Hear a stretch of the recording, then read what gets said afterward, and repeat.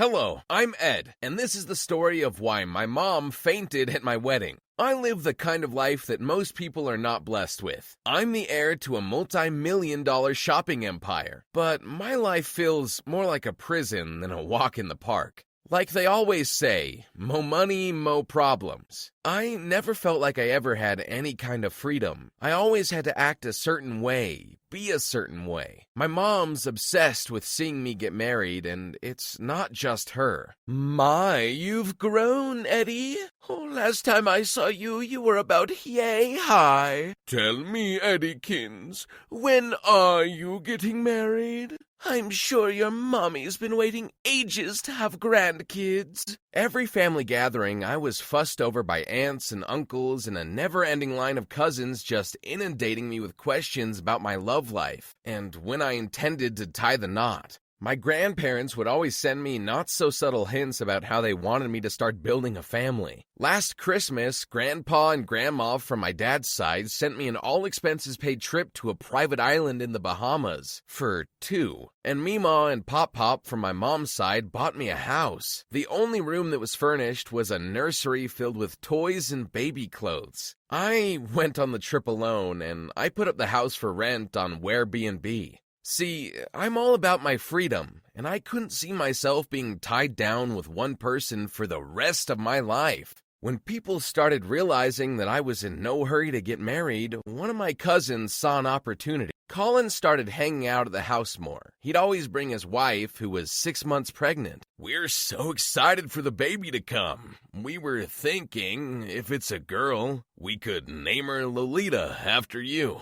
My mom would blush and start acting like a flustered schoolgirl. Oh my, that's very flattering, Colin. Colin had always been jealous of everything I had. He belonged to a branch of the family that had no businesses. They were probably our grandparents' least favorite. His parents weren't left an inheritance. Mine did, and I was the sole heir to it. I was supposed to inherit the family business too, and now Colin wanted it all. Colin felt like he deserved a piece of the pie, and when I refused to settle down with a family of my own, he saw his chance to usurp me. Colin even dangled the possibility of Mom becoming this child's godmother, and Mom was desperate to have a baby in the house, so she told them to move into the mansion. She hired a nurse that took care of Colin's wife, Sandra, 24/7, and whenever I played any loud music, she'd turn it off and banish me to the garden cottage. It was starting to feel like my home wasn't mine anymore.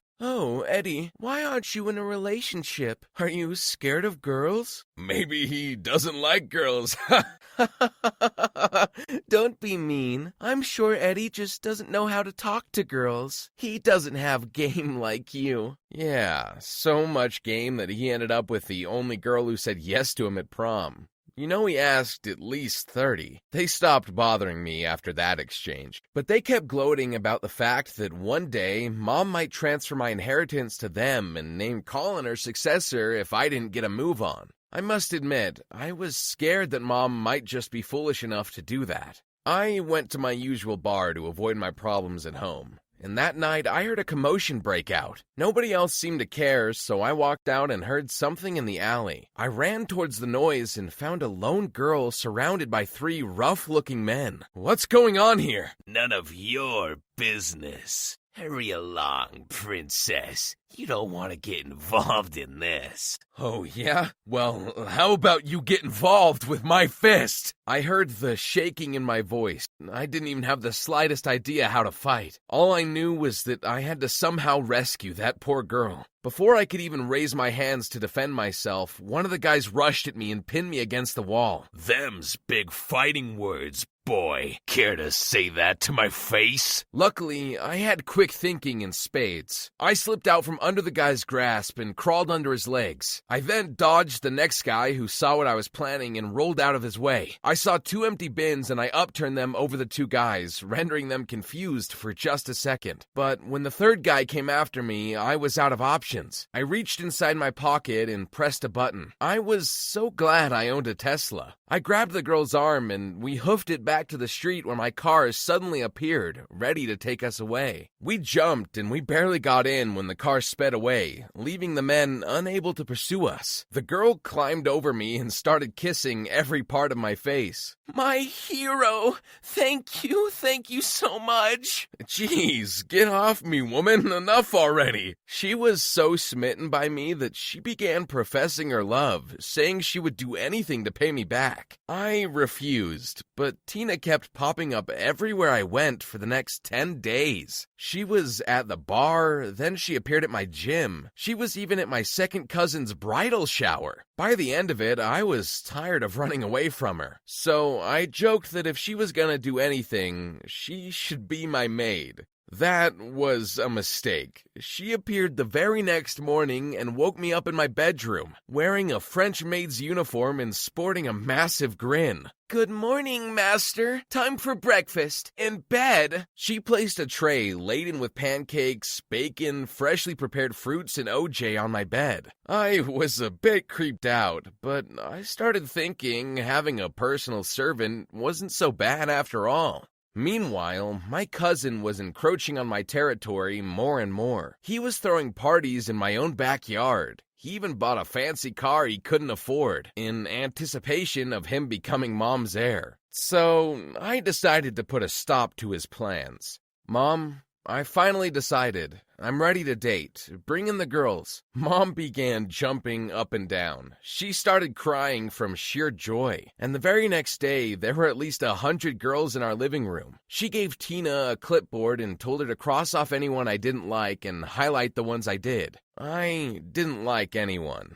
The next day, the 100 girls grew into thousands. Mom even had an app made where I can just swipe right or left like on Swindler. Every day, there was a line of hopeful girls snaking out of our house and around the block. I felt bad about the girls who came because they had no idea. I was just doing it to delay my cousin's plans. But then I realized every single one of them didn't care about me. They just wanted to be the wife of a tycoon's heir. Turned out, I couldn't fake my feelings, and so one day I said something I would regret out of frustration. All these girls are just straight-up gold diggers. Honestly, I'd rather date the maid. My mom perked up and clasped her hands together. That's a great idea. I love Tina. She's such a great girl. I don't know why I didn't think of it sooner. And if you don't like her, she'll at least make the other girls jealous, and they'll try even harder to impress you. Mom took Tina away. She gave her a makeover, and it took an entire week. But when she presented Tina to me again, she looked unrecognizable. She was even more beautiful than I thought possible. Mom only wanted to use Tina, but little did she know that Tina was already in love with me. I only agreed to go on dates with her to buy time, to find another way to get my cousin out of the picture. I had no idea I'd fall for the girl that I'd rescued. On our dates, Tina came alive. She would tell me stories about her life, and it felt like I was right there with her when it happened. Her face showed everything she was feeling, and I found that very attractive. She didn't care about money or power. She was just a happy, honest woman who, coincidentally, was very much in love with me. I married her in private. I didn't want to make a big deal out of it. But when Mom found out, she went ballistic. How dare you marry the maid? And you eloped? When I said start your own family, I didn't mean with just any girl. And with the help? What's wrong with Tina? You said so yourself. She was a great girl. As a maid. That's it. I will announce Colin as my heir tonight. Thanksgiving dinner was tense. Even my grandparents weren't cracking their usual corny jokes about turkeys and pioneers. People knew something was about to go down. The only people who had smiles on were Colin and his greedy wife. But when Mom stood up to make her announcement, Tina cut her off. Colin's grin was instantly wiped off his face. Actually, before you make a huge mistake, I have an announcement to make. my name isn't Tina. It's Lita Westbrook." Everyone at the table gasped. The Westbrooks were our fiercest rivals, and Lita was the CEO of the company that has been hot on our heels for years now. "I planned to have your son rescue me. I needed an in. I wanted to be part of this family and destroy it from the inside, only to discover that all of you were already doing it yourselves. But thanks to your lovely son, Ed, I changed my mind. While you were busy squabbling, my team has been busy too, buying up the company from under you. But now I won't be taking over. Instead, I'm giving it to the love of my life, and from today, our two companies will be one." No! This is a joke! It most definitely isn't. And by the way, Colin, get out of my house and take that tasteless wife of yours with you. Colin begged me to let him stay. His wife pleaded for me to hire them, even as servants. But I told them I couldn't trust anyone as greedy and as desperate as them, and I threw their bags out the door. And Mom, it's time you stop trying to control everyone's lives, especially mine. I'm your son, not your property. Mom finally calmed down, and Lita and I got married again. This time in public, and celebrated by my entire family. Lita and I kissed as the thousands of girls who tried to date me sighed at their loss. Before my wife and I got into our horse-drawn carriage, I whispered something to my mom. "You're gonna be a grandma soon." And that is how my mom fainted at my wedding.